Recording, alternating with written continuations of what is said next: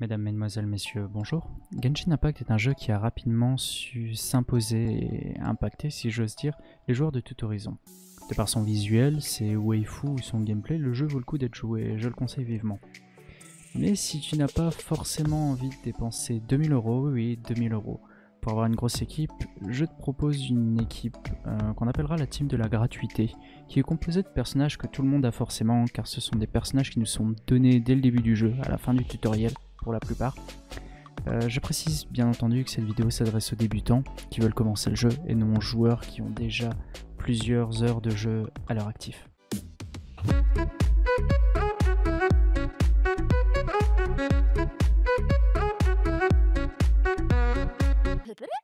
On va tout d'abord commencer par lister les personnages en question, qui sont au nombre de 5 pour l'instant en tout cas. Il y a donc le voyageur, qui est le personnage qu'on choisit en premier, en qui on donne généralement son nom. Amber, qui est l'archère, juste là, qui nous rejoint en deuxième. Keia, qui est le capitaine de la garde. Lisa. Et finalement Noël, que j'inclus car lors de vos 2 premiers jets d'invocation, vous l'avez obligatoirement et qui va rester une pièce principale dans cette équipe. On va tout d'abord parler des éléments et des réactions qui sont très importantes dans le jeu.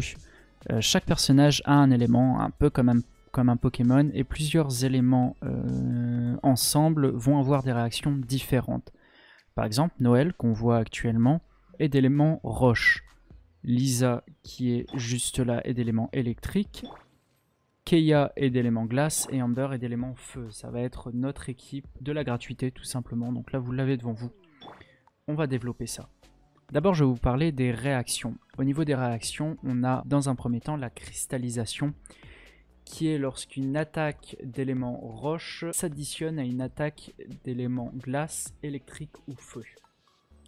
Le résultat est un cristal au sol qui, lorsqu'il est ramassé, donne un bouclier de l'élément. On a ensuite la fonte, qui est une addition de la glace et du feu, qui lui donne des dommages bonus. La surcharge, qui est une addition de l'élément électrique plus feu, qui met des dommages de feu en AOE, c'est-à-dire en zone. Et on a aussi la supraconductivité, qui est l'élément glace additionné à l'élément électrique, qui met des dommages de feu en zone, et qui ajoute à ça une diminution de 50% de la résistance physique, ce qui est plutôt sympathique et plutôt intéressant. Il y en a d'autres, mais c'est les 4 qui vont nous intéresser par rapport à notre équipe et par rapport à nos champions. On va maintenant regarder la composition de l'équipe plus en détail. On va commencer par Noël, qui va être l'élément clé, l'élément central, car c'est la seule à avoir une base DPS plus heal, qui va soigner donc les autres personnages, et qui est du coup très pratique. Il faut savoir que tous les personnages sont classés par ce qu'ils peuvent apporter à l'équipe. Certains sont classés en soutien, qui vont apporter du soutien comme dit. Certains sont classés de type healer, qui vont donc apporter des soins. Certains sont classés de type DPS, qui vont donc mettre les dégâts. Noël, elle est classée DPS et soins, et elle va donc être le personnage principal de cette équipe. Noël possède 2 sorts. Le premier déclenche un bouclier qui a plusieurs effets. Il va d'abord mettre des dommages de type roche aux ennemis aux alentours et leur mettre l'élément roche. Il absorbe ensuite les dommages à hauteur de la défense du personnage. Lorsque Noël effectue une attaque chargée, il a 50% de chance de régénérer les points de vie de toute l'équipe, encore une fois basé sur la défense de Noël. Le personnage prend le type roche, ses attaques sont donc de type roche, et il absorbe les dommages de type roche. Son deuxième sort, qu'on va aussi appeler ulti, va créer une excroissance au niveau de son épée, ce qui va lui permettre de faire plusieurs choses. D'abord, de grosses attaques de zone, la portée étant grandement améliorée, on va pouvoir toucher plusieurs ennemis en même temps. Les dommages basiques, qui sont normalement les dommages de chaque personnage, vont être convertis en dommages de type roche, et l'attaque va être augmentée proportionnellement à la défense de Noël. Tous les personnages ont 2 types d'équipements. On va d'abord avoir les artefacts et les armes qui vont influer sur leurs statistiques. Pour ce qui est de Noël, on va forcément viser sur la défense qui va lui permettre d'augmenter toutes ses stats. Tout ce qu'elle est basé sur les stats de défense. Au niveau des artefacts, on a 2 sets possibles. On a le set chanceux qui est facilement trouvable dans les coffres et qui ajoute un bonus de défense de 100 points lorsqu'il y a 2 pièces, ce qui est pas mal.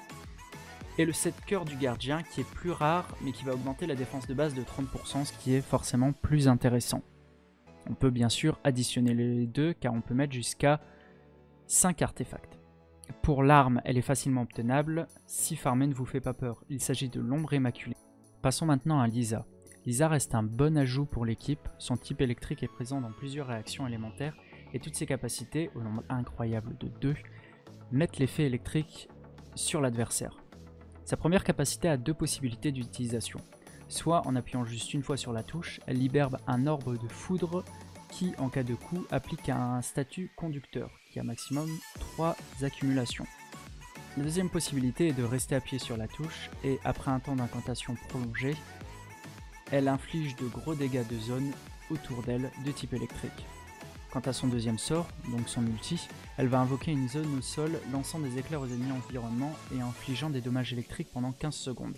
Les gros avantages de son ulti, c'est qu'il reste après le changement de personnage. Vous avez donc facilement la possibilité de faire des réactions élémentaires comme surcharge ou supraconductivité. Pour les équipements, il vaut mieux opter pour la recharge d'énergie. Lisa est un support, elle doit être utilisée comme telle. Le set érudit, qui est rare mais pas impossible à trouver, est un bon investissement. Pour les armes, on va se pencher vers un atlas des terres et des mers ou la mémoire des rituels, qui reste des armes à 4 étoiles, donc plutôt rares, mais trouvables. On va maintenant se tourner vers Kaeya, le chevalier de glace, qui reste un bon ajout pour l'équipe de la gratuité. Sa première compétence pourrait se traduire par rongivre. Elle va déclencher une explosion devant lui qui va infliger des dommages de type glace aux ennemis proches, ce qui est plutôt utile pour supraconductivité lorsqu'il est couplé avec les sorts de Lisa. Pour ce qui est de son ulti, il va invoquer 3 glaçons qui tournent autour de lui. Les glaçons suivront le personnage, même si celui-ci est changé, et distribueront des dommages de gel aux ennemis sur le chemin. Comme pour Lisa, Kaeya n'est pas le personnage principal, il a un rôle de support et va surtout infliger un état plus que des dégâts. Un état électrique pour Lisa, un état de glace pour Kaeya. Dans ce sens, on va partir sur un équipement de recharge d'énergie. Le set d'érudit au niveau des artefacts est bien sûr conseillé, et pour ce qui est de l'arme, on va se pencher vers l'épée de rituel ou l'épée de Favonius, qui sont des armes à recharge d'énergie. Et on termine donc par Amber. Alors, pourquoi Amber et pas le voyageur ? Si on regarde sur les tier lists, Amber est classée en D, et c'est d'ailleurs la seule qui est classée globalement en D. Mais Amber est une archère, et dans l'exploration, c'est très efficace. Assez souvent, vous allez rencontrer des coffres ou des ennemis qui sont atteignables qu'avec des armes à distance, et malheureusement, Amber remplit très fortement ce rôle. Elle a aussi un type feu qui est utile, et des sorts qui lui permettent de s'en sortir assez facilement. Notamment son premier sort, invoquant une poupée permettant de distraire l'ennemi. Au niveau de son équipement, vous avez 2 possibilités. Soit vous la jouez en tant que soutien, comme les 2 autres, et il vous suffit de mettre les mêmes artefacts en recharge d'énergie, vous couplez ça avec un arc de chasse de Favonius ou un arc rituel, et c'est parfait.